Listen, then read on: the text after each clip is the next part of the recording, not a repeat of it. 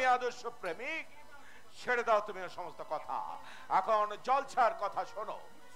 মুর্শিদাবাদে গুরু গম্ভীর লোক একটিও থাকবে না, তাই বিরামহীন এক জলসার আয়োজন। নবাব তার আমির ওমরাহদের নিয়ে মক্কায় চলে যাচ্ছেন বুঝি? আরে তুরমতি সিরাজের সেই সুমতি কি কখনো হবে?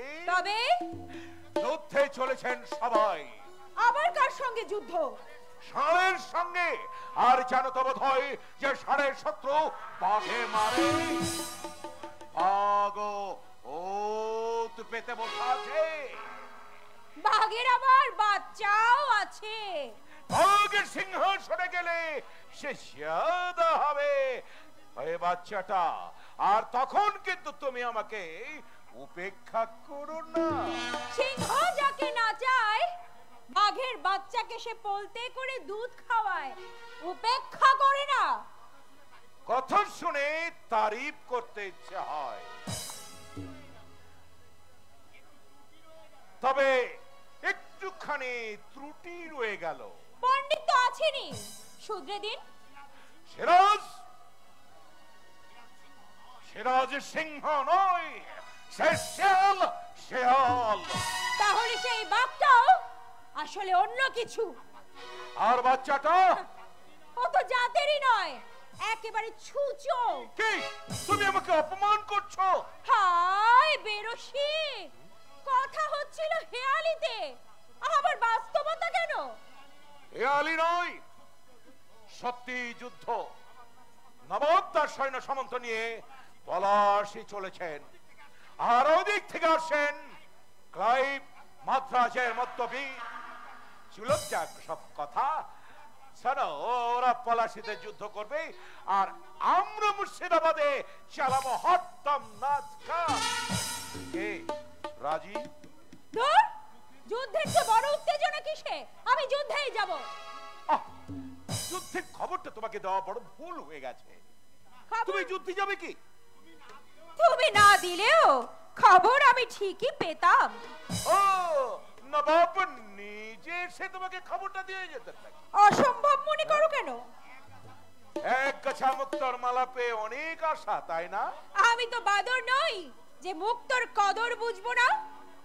তাহলে কথাটা বলেই ফেলি, তোমার নবাব যুদ্ধ থেকে আর ফিরতে নাও পারে। সিন্নি চড়িয়েছো নাকি? না, কতকার ব্যবস্থা করা হয়েছে। আহা, আমি তো সঙ্গেই থাকবো, দেখি কার কোতকা কে হাসরায়। মুখে তুমি যত বড়াই করছো, মনটা কিন্তু ততটাই মুচড়ে যাচ্ছে। আর শুনে রাখো সুন্দরী, পলাশিতেই নবাবের সমাধি। ক্ষতি করছে কি মুখখানা যে শুকিয়ে গেল, চোখের কোণে জল। সন্দেহ হয়েছিল, আজ পেলাম তার প্রমাণ। নবাবের গলার মালা বুকেও জ্বালা ধরিয়েছে। ভুল বললে, যে মালা জ্বালা দেয় সেই মালা আমরা ছুঁড়ে ফেলি। সঙ্গে সঙ্গে প্রাণটাও। তোমার জলসা নিমন্ত্রণ আমি গ্রহণ করলাম, যুদ্ধে যদি না যাই জলসা আমি জাকিয়ে তুলবো। এবার তুমি বিদায় হও। তোমার প্রীতি ক্ষতির কারণ, তাই আপাতত চললাম, কাল আবার দেখা হবে। এত সহজে চলে যাবে তা কিন্তু আমি ভাবিনি। সহজে যারা যায়, ওই ফিরে আসার সহজ পথটাকে তারা খোলসা করে রাখে।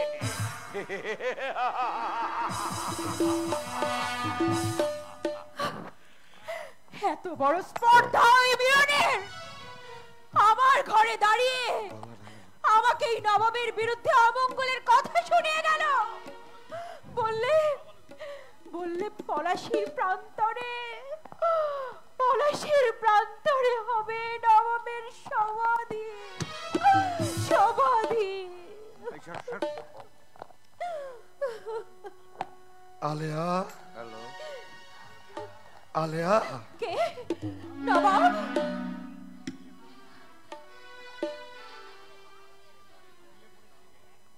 ঘুমিয়ে পড়েছিলে? একবার তোমার সঙ্গে দেখা করতে এলাম। হয়তো এটাই শেষ দেখা। শেষ দেখা? কাল যুদ্ধে যাব, আর যদি না ফিরি? এত রাতে একা আসা কি ঠিক হয়েছে জাহাপনা? কোনো বাধা আছে তা তো আমি জানতাম না। বাধা নেই, বিঘ্ন আছে। আপনি তো জানেন আপনি অজাত শত্রু নন। নিজেকে বাঁচাবার অবিরাম চেষ্টা আমি করেছি, কিন্তু মজা এই আলেয়া, নিজেকে যতই বাঁচিয়ে চলতে চেয়েছি পেয়েছি আঘাত। তাই কোনো চেষ্টাই আর করব না। তুমি তো আমায় বসতে বললে না? আমি সাহস পাইনি জাহাপনা। Hello, hello. প্রাসাদে আর যাও না কেন? আর তো প্রয়োজন হয় না।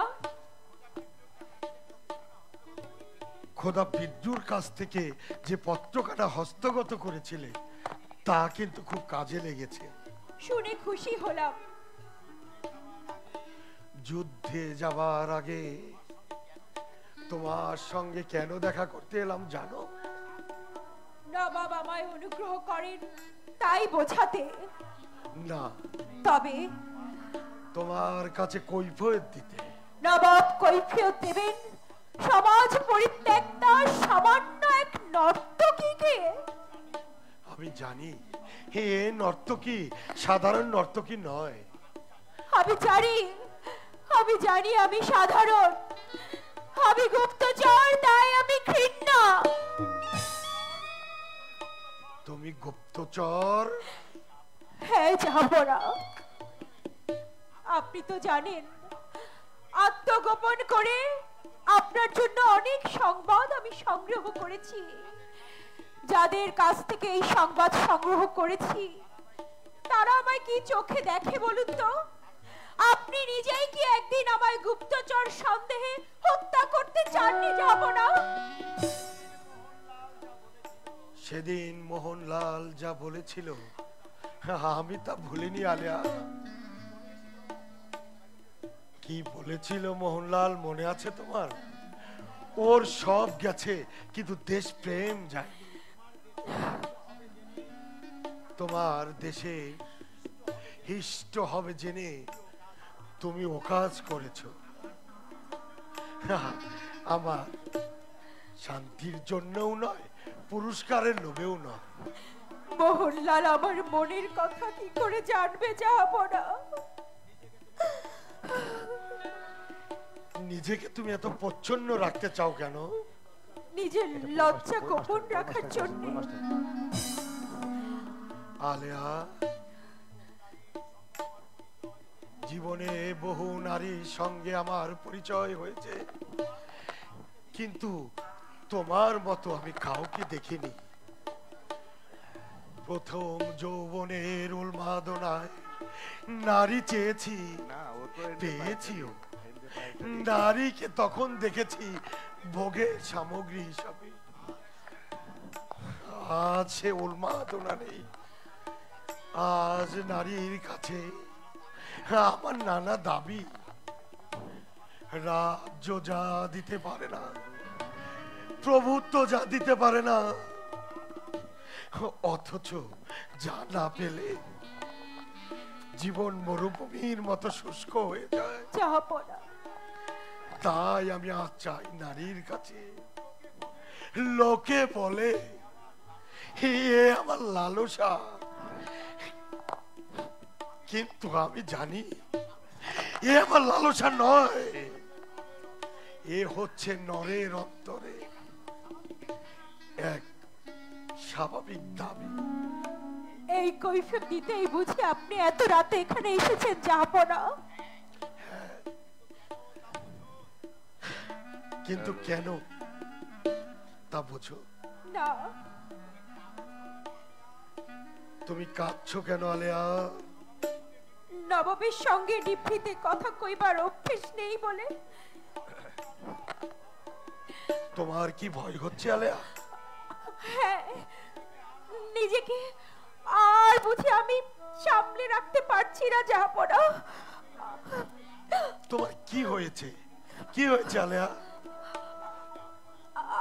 আমার বড্ড কষ্ট হচ্ছে জাহাপনা।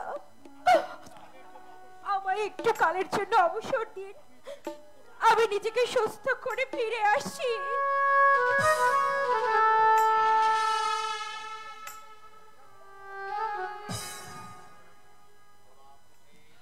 গোলাম হোসেন। জাহাপনা। গোলাম হোসেন। জনাব। তোমার চোখে জল?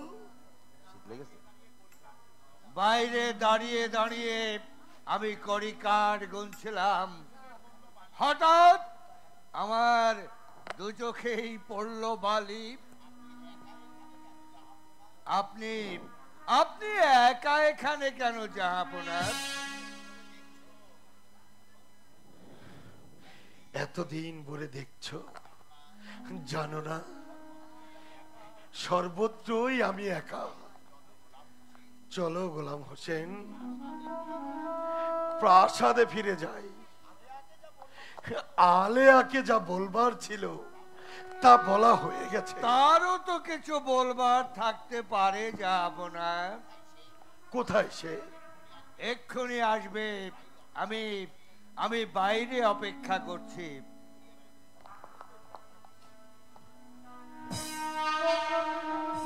বেয়াদবি মাফ করবেন জাহাপনা। আশা করি তুমি এখন সুস্থ হয়েছো। হ্যাঁ, আপনার দয়ায়। সেদিন তোমার গান বড় ভালো লেগেছিল আলেয়া, তাই আসবার সময় ভেবেছিলাম একটা গান আমি তোমার কণ্ঠে শুনবো। শোনার অবসর যদি আর না পাই। আপনার আদেশ অমান্য করার শক্তি যে আমার নেই জাহাপনা। কিন্তু তোমার শরীর যে আজ অসুস্থ। হলোই বা, কাল যুদ্ধ। আলেয়া, আর যদি ফিরে না আসি। পথ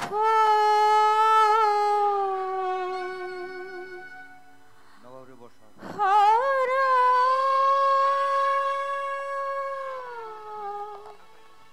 পাখি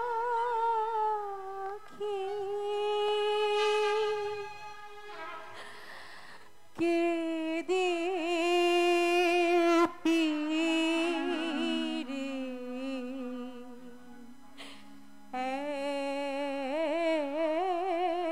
একা।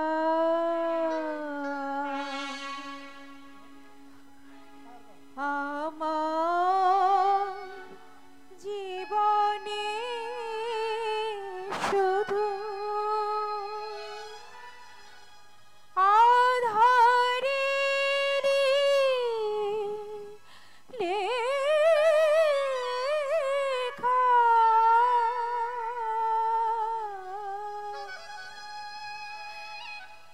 পথ হারা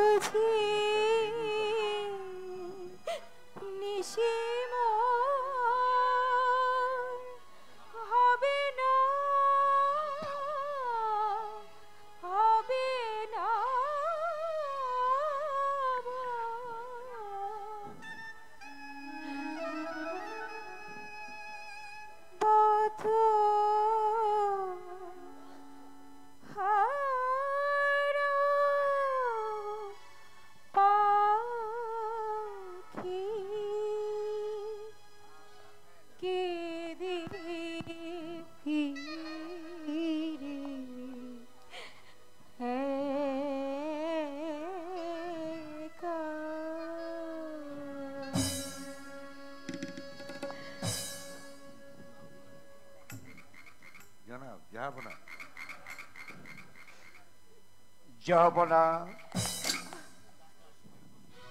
যাত্রার সময় উপস্থিত।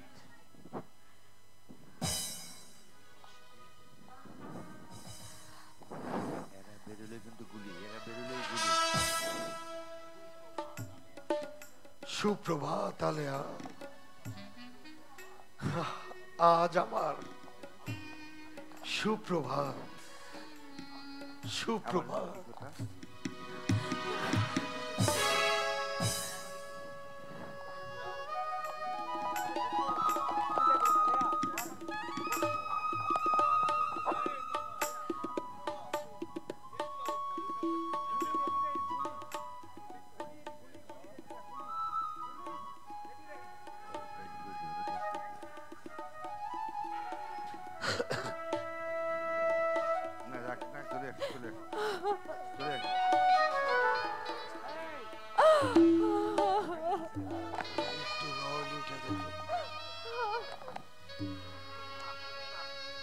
আলেয়া,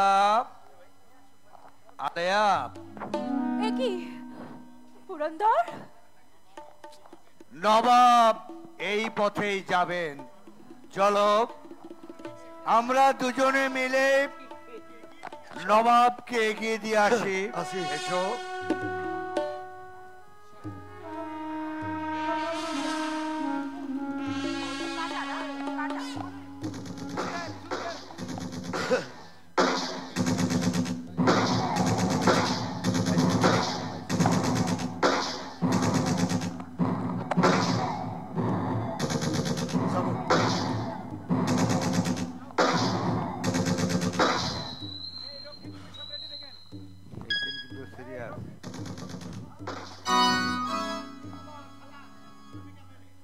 তুমি কেন এলে? থাকতে পারলাম না বলে। অধিকারের প্রশ্ন তোলেন তো চলে যাই। এখন কোন দিকে যেতে, কোন দিকে যে কামানের গোলাই পড়বে। তাহলে অনুমতি করুন আমি এখানটা বসে থাকি। এখানে থাকলে সারাক্ষণ আবার তোমার সাথেই কথা বলতে হবে। যুদ্ধের কথা ভাববো কখন? গোলাম হোসেনের এত বড় স্পর্ধা, কোন সাহসে সে তোমাকে এখানে নিয়ে এলো? আমি তাকে ছাড়লাম না তো। এখন ছাড়লে কেমন করে? ও মা, কি ভীষণ শব্দ! কি ভীষণ শব্দ! এইখানে চুপ করে বসে থাকো। একটি কথাও বলবে না।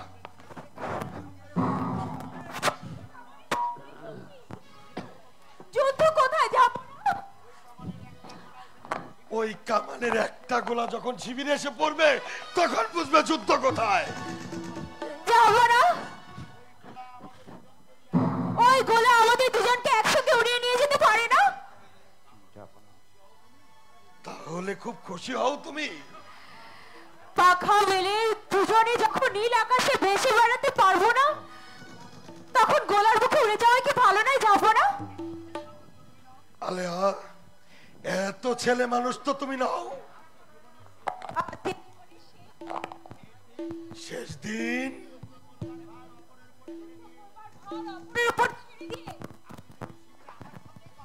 আপনি যদি শিবিরে কেবল আমার সঙ্গে কথা বলেন, তাহলে মরণ ছাড়া আর কি গতি আছে বলুন জনাব? তুমি কি বলতে চাও? আপনার যুদ্ধ আপনাকেই জয় করতে হবে, আর কার উপর নির্ভর করলে চলবে না। জাহাপনা, জাহাপনা, সিপাহসালারকে অবিলম্বে অনুসরণ করুন। তাকে কি ডেকে পাঠানো আবশ্যক? ক্লাইভ লক্ষাভাগের উত্তর দিকে ব্যূহ রচনা করেছেন। আমরা সরোবরের এদিক থেকে গোলাবর্ষণ করছি। আমার ব্যূহের মধ্য দেশে আমি অবস্থান করছি, আর এক পাশে আছেন রাজা মোহনলাল, আর অন্য পাশে আছেন ফরাসি বীর সিনফে। জাহাপনা, আমাদের গোলাবর্ষণে আকৃষ্ট হয়ে ক্লাইভ লক্ষাভাগের সৈন্য সরে নিচ্ছে। সিপাহসালার এই মুহূর্তে যদি লক্ষাবেগে বেষ্টন না করে, তাহলে সমস্ত ইংরেজ বাহিনী সেখানে আশ্রয় নেবে। তখন আমাদের গোলাবর্ষণে তাদের কোনো ক্ষতি করতে পারবে না। আপনি তাকে অগ্রসরের আদেশ দিন জাহাপনা। চলুন রাজা, আমরা এখানে আর অপেক্ষা করতে পারছি না। হ্যাঁ তাই চলুন। কতক্ষণ এই যুদ্ধ চলবে জাহাপনা? গোলাম হোসেন, জাহাপনা, একজন সৈনিককে সিপাহসালার কাছে পাঠাও। সে গিয়ে বলুক আমার অনুরোধ ইংরেজ সেনাদের যেন আম্বনে প্রবেশ করতে না দেয়। যখন জাহাপনা। এই যুদ্ধের জয় আমাদের অনিবার্য। জাহাপনার জয়, কিন্তু জাফরের পরাজয় হলে ভালো হয়। তোমার মতো বুদ্ধিমুখীর মুখে এই কথা শোভা পায় না। নইলে এই যুদ্ধে জয় হলে মির্জাফরের শক্তি আরো দ্বিগুণ বৃদ্ধি পাবে জনাব। মির্জাফরকে তুমি জানো না? সে কোরআন স্পর্শ করে আমার সাথে শপথ করেছে সে কখন আমার বিরুদ্ধে আচরণ করবে না। এই যে আসুন আসুন সিপাহসালার। জাহাপনা, এই যুদ্ধের সেনাপতিকে? কেন আপনি? আমাকে যদি আপনি সেনাপতি জানেন তাহলে সৈন্য পরিচালনার ভার আমার উপর অর্পণ করে আপনি নিশ্চিন্তে থাকুন। বৃথা উপদেশ দিয়ে আমার ধৈর্যচ্যুতি ঘটাবেন না। গোলাম হোসেন, জনাব, মির্জাফরের এই অগ্নিমূর্তির অর্থ কি? দুর্জনের ছলের অভাব হয় না জাহাপনা। কোন ছলে কখন যে বেঁকে বসে কেউ তা বলতে পারে না। তাই বুঝেই তো আমি তাকে স্পষ্ট আদেশ দিতে পারলাম না। নবাবের ইঙ্গিতে যে আদেশ, তা বুঝবার শক্তি অনেকের মাঝেই থাকে না। আর আদেশই যারা অমান্য করে ইঙ্গিতকে তারা তো উড়িয়ে দেবেই। সব ব্যাপারে দেখছি তোমরা দুজনেই একমত। ভাড় আর নর্তকীর যে একই কাজ জাহাপনা, নবাবের মনোরঞ্জন করা। যাব না, সিপাহসালার আর কাল বিলম্ব করলে পরাজয় আমাদের অবশ্যম্ভাবী। সমগ্র ইংরেজ বাহিনী আমবনে আশ্রয় নিয়েছে, আমাদের গোলাবর্ষণে তাদের কোনো ক্ষতিই করতে পারছে না। রাজা মোহনলাল, জাহাপনা, তুমি আমার ভাইয়ের মতো প্রিয়। আমার শর্ত তোমাকেই রক্ষা করতে হবে ভাই। মির্জাফরের অপেক্ষায় না থেকে তোমরাই অগ্রসর হও।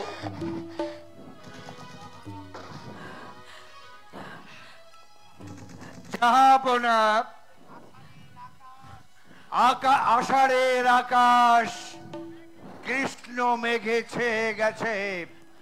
হয়তো এখনই ঝড় আসবে।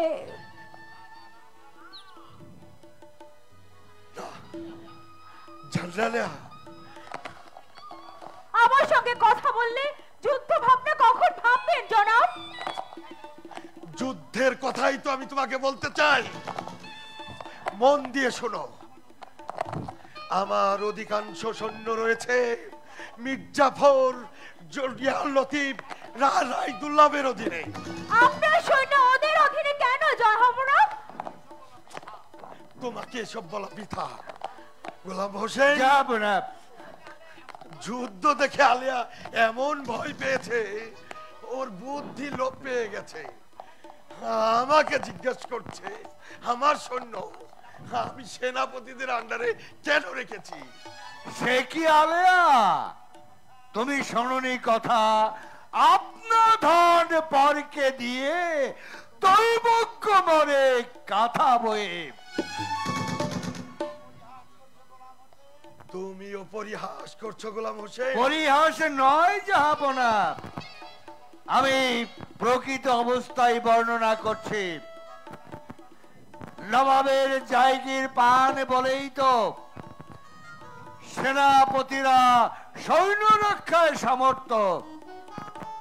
অথচ আশ্চর্য এই যে সৈন্যরা নবাবের আদেশ পালন করে না। যুদ্ধের সময় নবাবকে ওই সেনাপতিদের মুখের দিকে তাকিয়ে থাকতে হয়। তুমিও এসব কিছু জানো না। হ্যাঁ, সত্য বলেছেন জাহাপনা। আমরা সরল লোক, তাই সহজ কথাই বুঝি। কি তোমাদের সহজ কথা? সহজ কথা এই যে জয় নিশ্চিত জেনে যে সেনাপতি যুদ্ধ ঘোষণা না করে যুদ্ধ বন্ধ করে, হয় সে উন্মাদ, না হয় সে বিশ্বাসঘাতক। গোলাম হোসেন,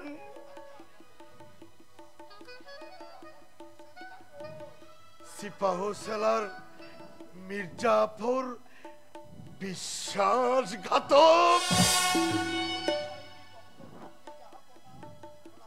সে পরিচয় আপনি কি কখনো পাননি জাহাপনা? খোজা পিতৃর কাছ থেকে যে পত্রখানা আমি উদ্ধার করে এনেছিলাম, তাকে আপনি পড়েননি জাহাপনা? কিন্তু তারপরের কথা তোমরা বলে যাচ্ছ। মির্জাফর কোরআন স্পর্শ করে শপথ করেছে আমার বিরুদ্ধে আচরণ করবে না, নইলে আমি কি তাকে এই যুদ্ধে সেনাপতি করতাম? এমন সরল বিশ্বাসী লোকেরও এত দুর্নাম রটে। সেটা দুঃখেরই কথা আলেয়া। তার চেয়ে দুঃখের কথা বাংলার নবাবের এই সারল্যই আজ বাংলাদেশের অপরিসীম ক্ষতির কারণ হয়ে দাঁড়াবে। গোলাম হোসেন, নবাবের বান্দা যে বুদ্ধি রাখে, নবাব তারও অধিকারী নন না। হাত পা যার বাঁধা, নীরবে মার খাওয়া ছাড়া তার কি করার আছে গোলাম হোসেন? উপায় নেই গোলাম হোসেন, উপায় নেই। জনাব, আমার অপরাধ হয়েছে। তুমি যদি নবাব হতে, আমি বুঝতে পারছি তুমি মির্জাফরকে হুকুম দিতে। মির্জাফর তোমার হুকুম মানত না, তুমি তাকে বন্দী করতে। খবর পেয়ে তার সৈন্যরা করত বিদ্রোহ, তোমার শিবির আক্রমণ করে তোমাকে করত হত্যা। তোমার নবাবী মুহূর্তেই শেষ। বুঝলে বুদ্ধিমান? আমি সব জানি, আমি সব বুঝি, তবু বাধ্য হয়ে মির্জাফরকে খাতির করি। তোমরা বিরক্ত হও, নিজের উপর আমি নিজেও বিরক্ত হই, কিন্তু কি করব গোলাম হোসেন? উপায় নেই। জাহাপনা, বলো সৈনিক। দুঃসংবাদ জাহাপনা। দুঃসংবাদ? সেনাপতি মির্জাফর, সেনাপতি মীর মদন। সেনাপতি মীর মদনও কি বিশ্বাসঘাতক? না, সেনাপতি মীর মদন আহত, উনি নিহত। মীর মদন নিহত, আর মোহনলাল রাজা ছিনতে আম্রবনের দিকে এগিয়ে চলেছে। তুমি যাও সৈনিক, তুমি যাও, রাজা মোহনলালকে বলো নবাব তারই পথ চেয়ে বসে আছে। তুমি যাও। জনাব জাহাপনা।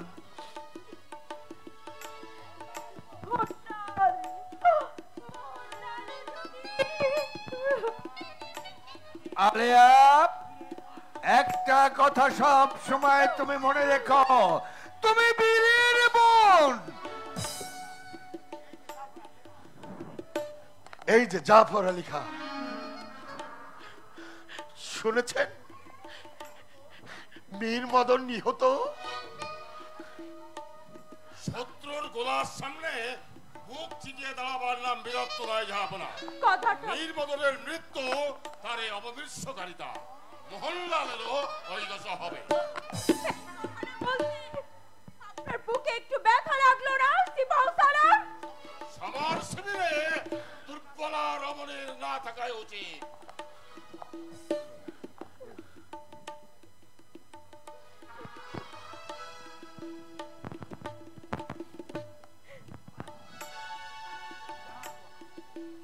জাহাপনা, আমার মতে আজকের মতো যুদ্ধ স্থগিত রাখাই উচিত।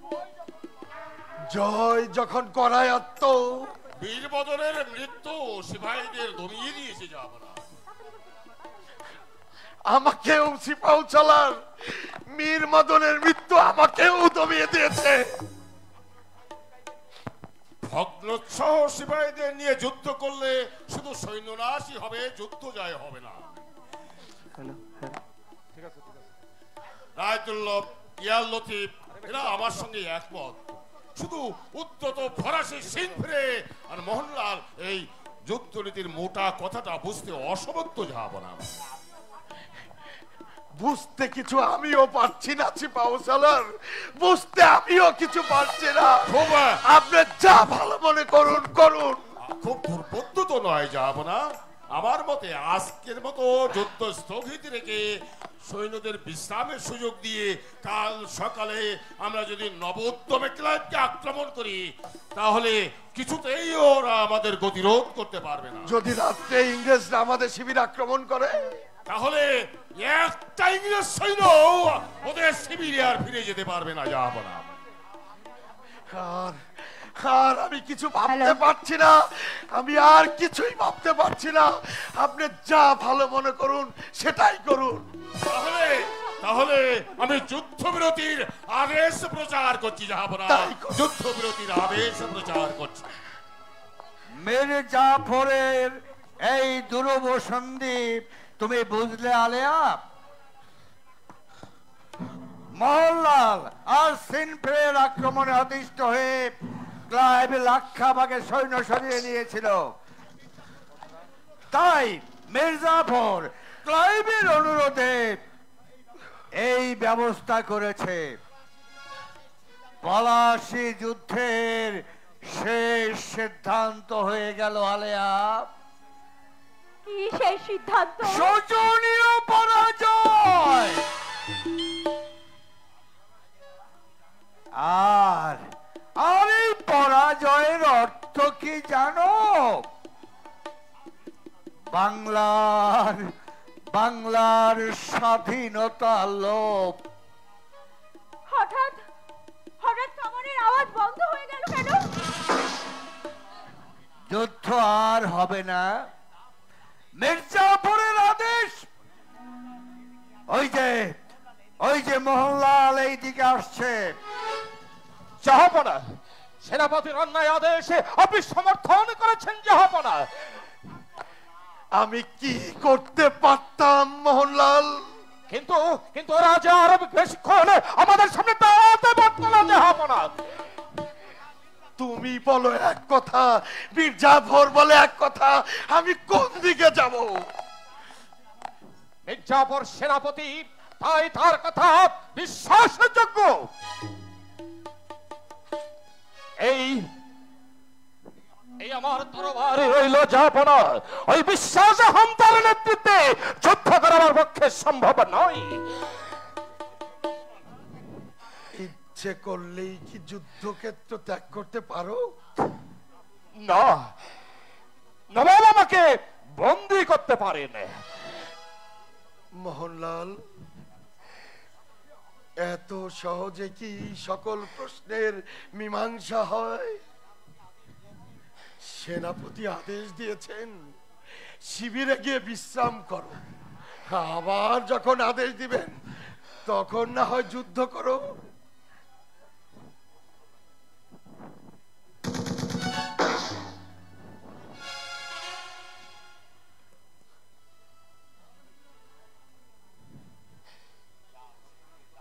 যাও, শিবিরে যাও। আমাকে অসহায় ফেলে রেখে তোমরা কোথায় যাবে মোহনলাল? তোমরা কোথায় যাবে?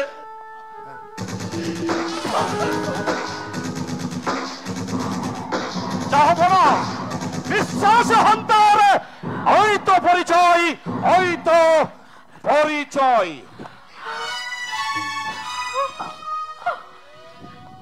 গোলাম হোসেন,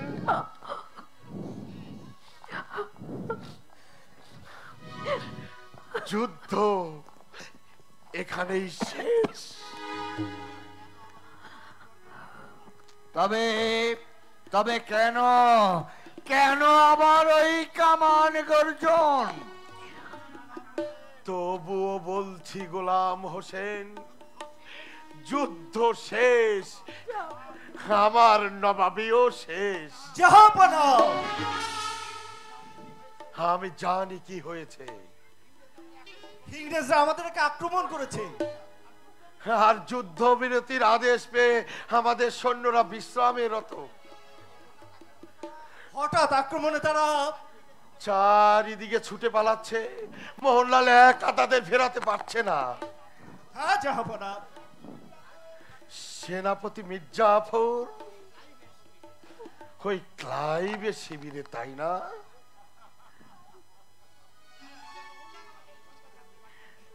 হ্যাঁ, রাজা মোহনলাল আমাকে এই সংবাদ জানাতেই পাঠিয়েছে জনাব। আমার দিব্য দৃষ্টি খুলে গেছে গোলাম হোসেন, আমার দিব্য দৃষ্টি খুলে গেছে। যাও সৈনিক, তুমি তোমার কর্তব্য পালন করেছো।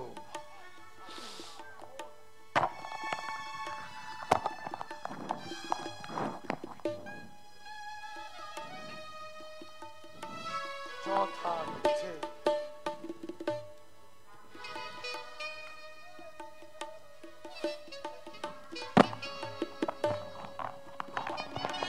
তুমি যথা ইচ্ছে চলে যাও। হুকুম জাহাপনা।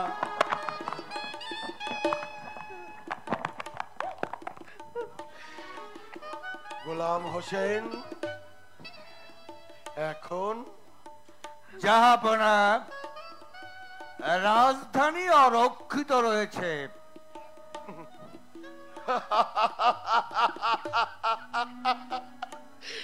এখনো আত্মপ্রবঞ্চনা গোলাম হোসেন, তার যে সরল ভাষায় বলো। এখন আমাদের পালানোই উচিত। সময়ে রাজধানীতে ফিরতে পারলে দেখলে দেখলে তুমিও কথা শেষ করতে পারলে না, কেননা তুমিও জানো, তুমিও বোঝো, এত আয়োজন যেখানে ব্যর্থ হলো, সেখানে রাজধানী রক্ষার প্রয়াসও বিফলে যাবে। জাহাপনা,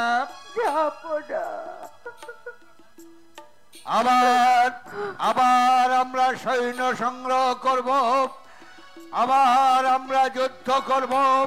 এই জন্মে না পারি, জন্ম জন্মান্তরের স্বাধীনতা, জন্ম জন্মান্তরের আঘাত দিয়ে আবার আমরা এই সোনার বাংলাকে বাংলা রূপে করে তুলব।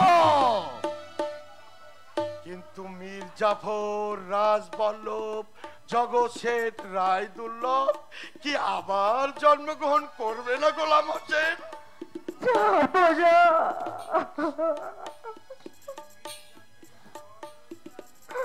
ইঙ্গিত জানিয়েই নীরব রইলে আলেয়া। সিরাজকে তুমিও চিনেছো, তুমিও দেখেছো। নারীর ইঙ্গিতে সিরাজদৌলা নরকেও নেমে যেতে রাজি। রণক্ষেত্র পরিত্যাগ তোমারও অভিপ্রায়।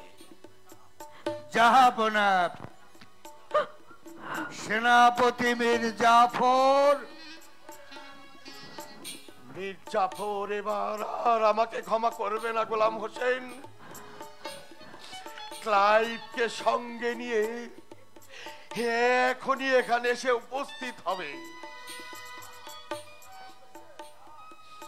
তাই তো বলতে চাও? তাও অসম্ভব নয় জাহাপনা। অসম্ভব? অসম্ভব কিছুই নয়। সঙ্গে তাদের সৈন্য থাকবে, আর থাকবে শৃঙ্খল। যাবো না,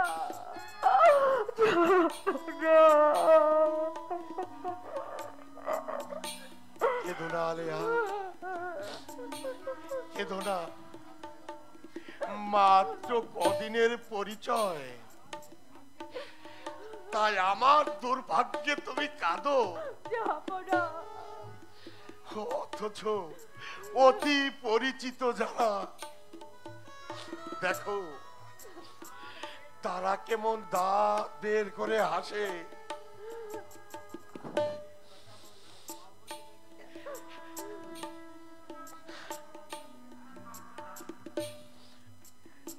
চলো গোলাম হোসেন, রাজধানীতে যাই। হাতি হয়তো তৈরি আছে, আর না থাকলেও পথ তো তুমি চেনোই। এসো আলেয়া।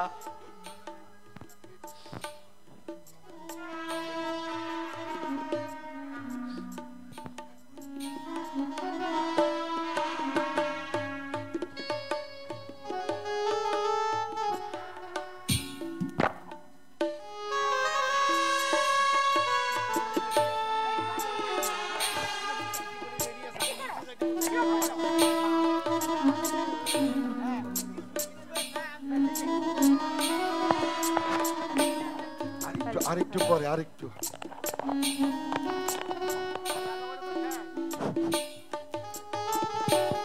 হ্যালো হ্যালো,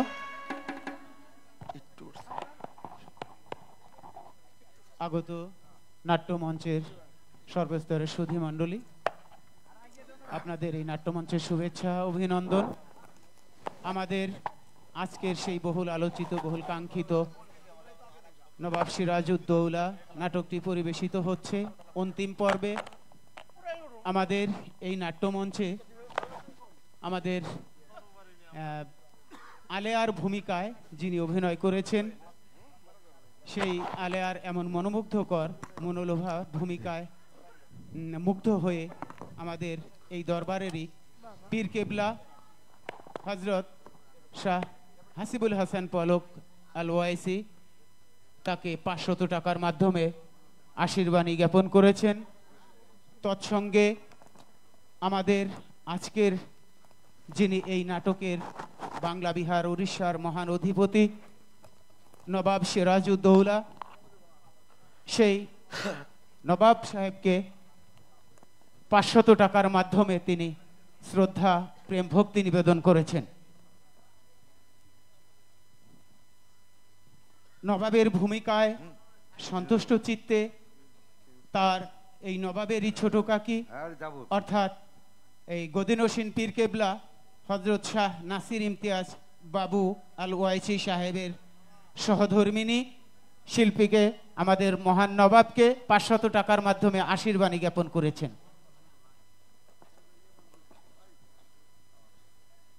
আমাদের অত্র দরবার শরীফের যিনি এই নাটকের নবাবের ভূমিকায় অভিনয় করলেন, তারই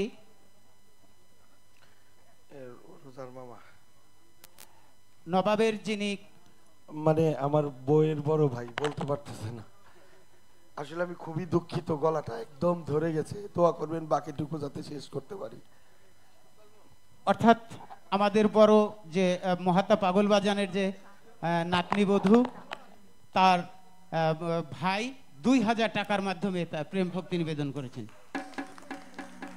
সেই রোজার মামা আলেয়াকে আরো 500 টাকার মাধ্যমে শুভেচ্ছা বাণী জ্ঞাপন করেছেন। আমাদের অত্র দরবারেরই খেদমতগার জেপি ফ্লাওয়ার মিলের ম্যানেজার আমজাদ সাহেব আমাদের নবাব মহোদয়কে আরো 500 টাকার মাধ্যমে প্রেম ভক্তি নিবেদন করেছেন। নবাবের শিষ্য জুয়েল নবাব সাহেবকে আরো 1000 টাকার মাধ্যমে প্রেম ভক্তি নিবেদন করেছেন। বই যায় বই দ্রুত বই ধর সবটি আগে তো বুঝতেছি।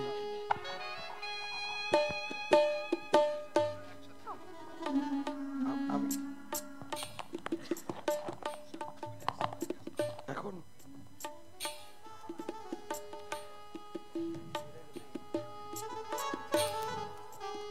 যাব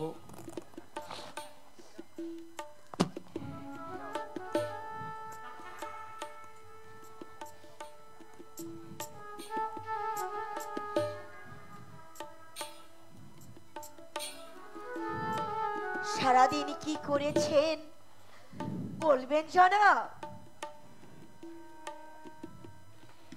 সারাদিন করজোরে সকলকে অনুরোধ করেছি আমাকে সৈন্য দিয়ে সাহায্য কর। রাজকোষ উন্মুক্ত করে দিয়েছি। দিনান্তে দেখেছি যারা অর্থ পেল তারা আর ফিরে এলো না। যারা সাহায্যের প্রতিশ্রুতি দিল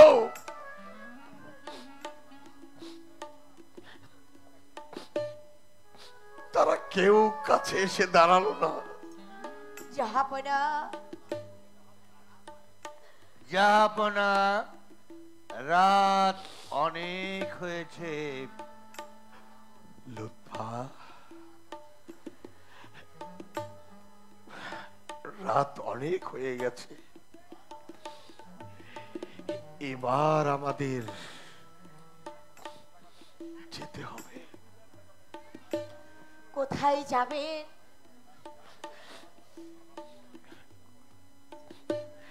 কোথায় যাব গোলাম হোসেন? পাটনায়। হ্যাঁ, পাটনায়। পাটনায় মশিউলা আছে, রাজা জনন্তলাল আছে, তারা আমাকে সাহায্য করবে। তাদের সাহায্যে সৈন্য সংগ্রহ করে আবার আমি মুর্শিদাবাদে ফিরে আসব। রাজ্য পাবো, পাত্র মিত্র পরিষদ সব পাবো। নকি বাবার নাম হাঁকবে, বন্দি গান গাইবে, দেশ বিদেশ থেকে নানা উপঢৌকন আসবে। আবার যুদ্ধ হবে, আবার যুদ্ধ হবে, আমি রাজত্ব পাবো।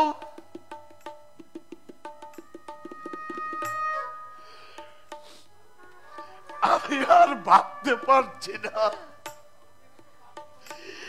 আমি হয়তো পাগল হয়ে যাব।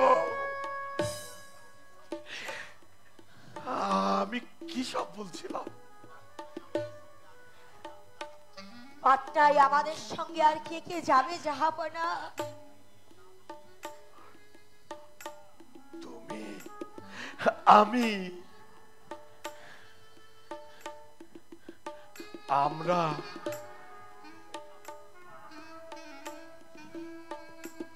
কত লোক যাব লুৎফা?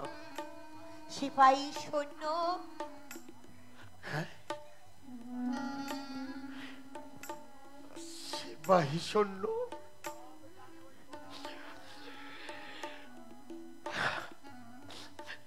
সব জানে ওই গোলাম হোসেন। জাহাপনা, জাহাপনা, আমি বাইরে গিয়ে দেখে আসি সব প্রস্তুত কিনা।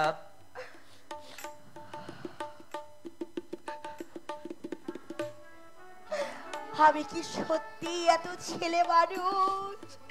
যে বুঝতে পারি না আমাদের কেউ নেই, কিছু নেই। হ্যাঁ লুৎফা,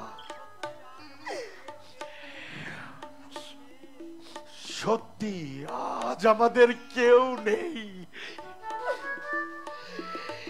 কিছু নেই। আপনি যখন আছেন তখন আমার কিসের অভাব? চলুন আপনার হাত ধরে এই আধার রাতে আমরা বেরিয়ে পড়ি।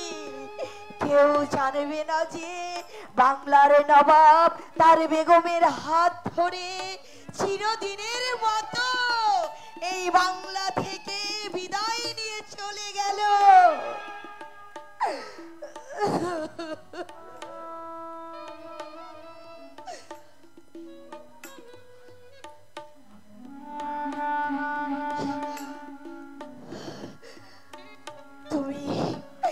তুমি আমাদের সঙ্গে যাবে? যাবে তুমি? আপনাদের গলগ্রহ হয়ে আপনাদের বোঝা বাড়াবো কোন সাহসে যাব না। আমি তোমাকে প্রাসাদে আসতে একদিন নিষেধ করেছিলাম, হয়তো তাই এই প্রাসাদে আমার ঠাঁই রইল না। বেগম সাহেবা না, এই প্রাসাদ আপনারই থাকবে বেগম সাহেবা। আবার যেদিন দেখা হবে সেদিন আমাদের চিনতে পারবে আলেয়া? এখনো নয়, এখনো এই সিংহাসনের অধিকারী যিনি, তিনি আপনার সামনে দাঁড়িয়ে। আমার মতে ঝিল আপনারই রয়েছে মা, চাইলে এখনই সেখানে যেতে পারেন, বাধা দেওয়ার কেউ নেই। আমার ধনরত্ন সঙ্গে করে আপনি নিয়ে যাবেন। রাজকোষে শূন্য, বেগমের ব্যক্তিগত সম্পত্তি সবই জমা রয়েছে। আমাকে যদি তারা না দেয়? কেন? রাজা রাজবল্লভ রয়েছে, ইংরেজ ওয়ার্ডস রয়েছে, তারা তো আপনার বন্ধু, একটা ব্যবস্থা করে দেবে। তুমি কোথায় যাবে? আমি এই আমার সন্ধান আর কেউ পাবে না। তাহলে আমার অভিশাপ ব্যর্থ হয়নি?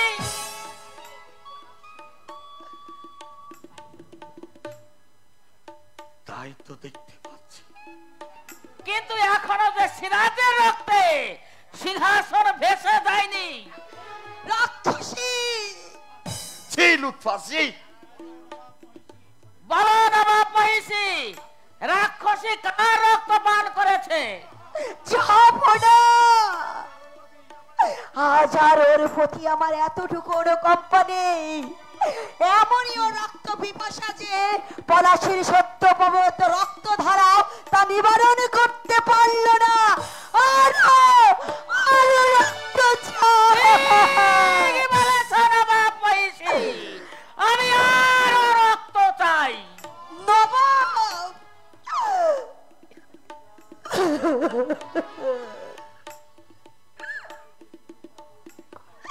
বিচার যেদিন করা উচিত ছিল সেদিন আমি কিছুই করিনি। সেদিন সকলের বিরুদ্ধাচরণ আমি উপেক্ষা করেছি। আজ আর তুমি বিচারের কথা তুলো না। বাদী হাজির, বিচার করুন বেগম সাহেবা।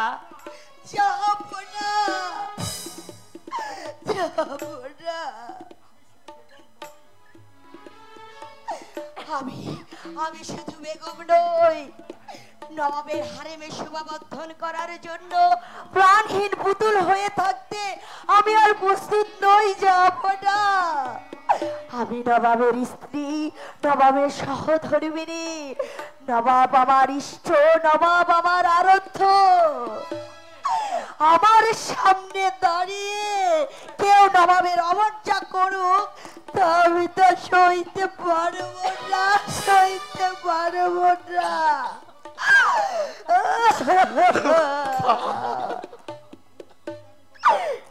মুখ ফুটে আমি কোনোদিন কোনো কথা বলিনি যাব না।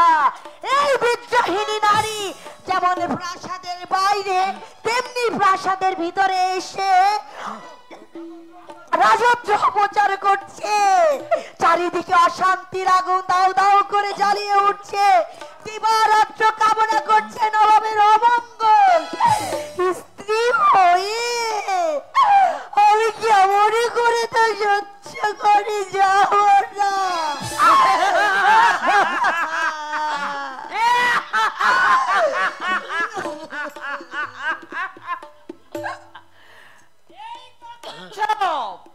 এই তো বাতাসে মাথা ঘুরে মারছ।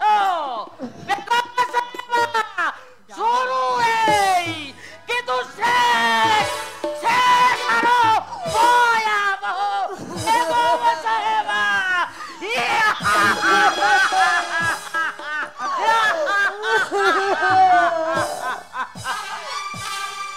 নবাব যাব না। কেঁদো না লুৎফা, কেঁদো না। সিংহাসনের দাবির কথা মনে রেখে সকলের অত্যাচার অবিচার আমি সব সহ্য করেছি।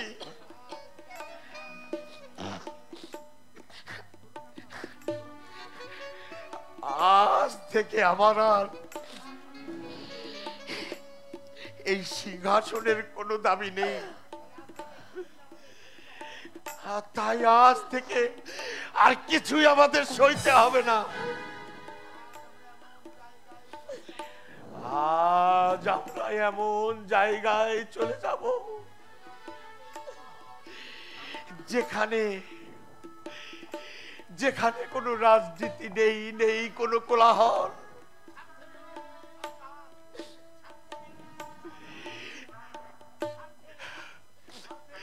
স্বার্থে এই নির্মম সংঘাত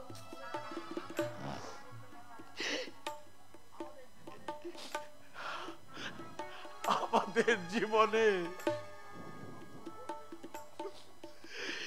শান্তি ভঙ্গ করবে না লুৎফা, শান্তি ভঙ্গ করবে না। কখন যেতে হবে জাহাপনা? এখনই। আর এক মুহূর্ত এখানে থাকতে আবার ইচ্ছে করছে না। একটু দাঁড়াও, যাবার আগে সব একবার ভালো করে দেখে যাই।